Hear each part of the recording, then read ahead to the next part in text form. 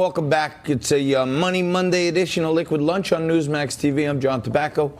Coming to you today as we do every day, Monday to Friday, live from noon to 2 Eastern from the Newsmax headquarters in Midtown Manhattan. And, of course, we're in the Question Tequila studios. Every day, we bring on a Democrat, a Republican. I'm an independent. Frank's an independent. And we do this segment called Mix It Up, where we do what no other show on television. We bring on unpaid people who know where the rubber meets the road. That's for sure. Demonstrate our purpleness by hearing all points of view. Today is an unusual day. It's the end of August.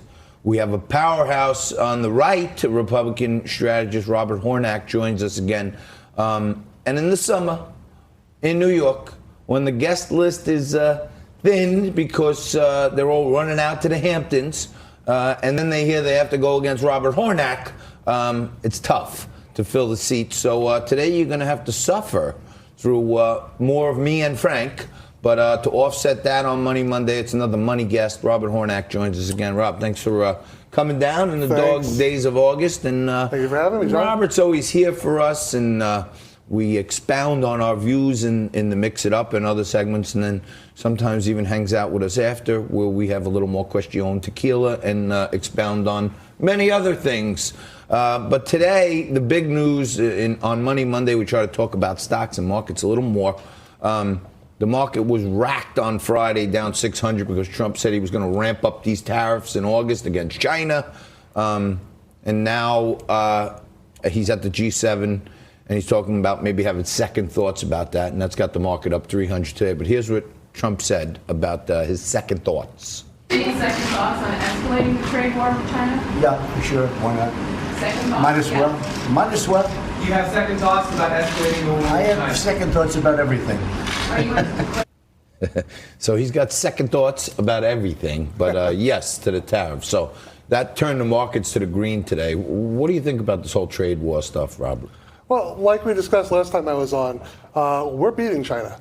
They are having a hard time coping with us. They desperately want to make a deal and get out of this problem. They've lost over 2 million jobs since the beginning of the year. They're devaluing their currency, and they're losing business.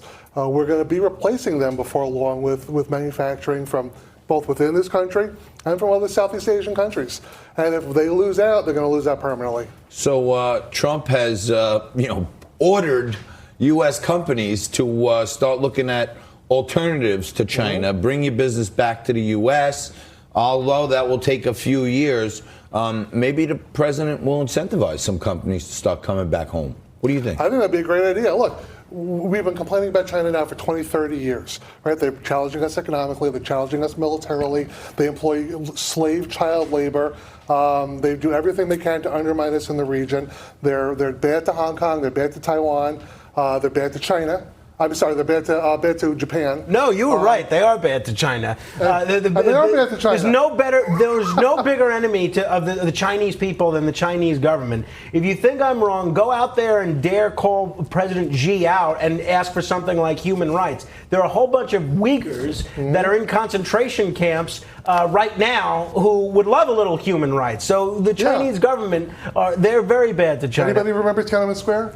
I mean, no nothing's doubt. changed But since then. you don't have to look that far back. No, if you you don't. look at the bullets that are now being used in terms of what the Hong Kong police are doing, they're a mess. And, I agree with the vast majority of what you said.